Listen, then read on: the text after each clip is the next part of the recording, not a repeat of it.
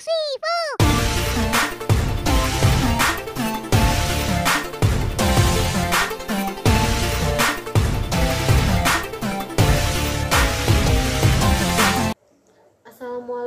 warahmatullahi wabarakatuh. Perkenalkan, nama saya Rizka Siti Alida dengan NIM E2110073, mahasiswa program MBKM Universitas Juanda.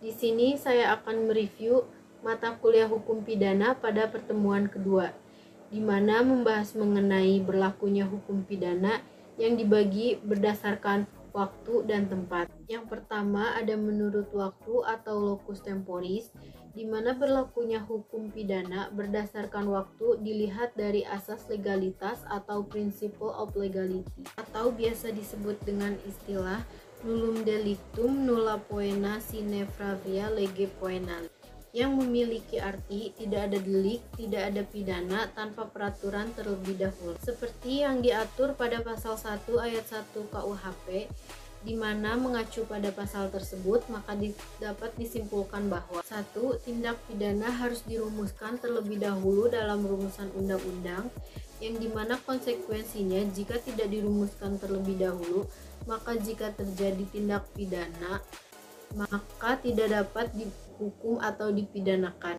Contohnya santet yang kasusnya ini bersifat irasional dan saat ini tidak diatur dalam KUHP, maka perbuatan santet ini tidak dapat dipidanakan. Dan dalam KUHP terdapat larangan penafsiran secara analogi atau mengkiaskan.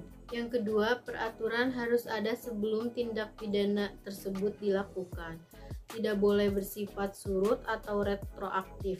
Contohnya, jika terdapat tindak pidana setelah dibuatnya suatu peraturan, maka sanksi yang dikenakan yaitu sanksi yang baru.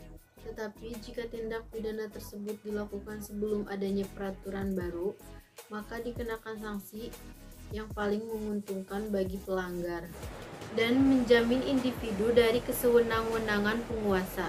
Yang terakhir ada sanksi yang bersifat paksaan atau duang. Yang kedua ada menurut tempat atau locus delicti yang mencakup seluruh wilayah NKRI.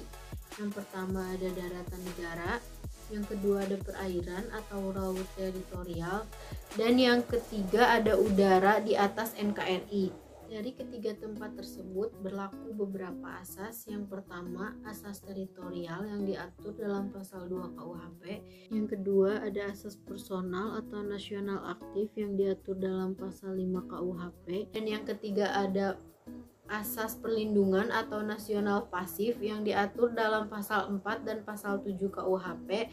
Yang keempat, ada asas universalitas. Yang kelima ada ekstradisi atau penyerahan atau bantuan, yaitu bantuan yang bersifat internasional.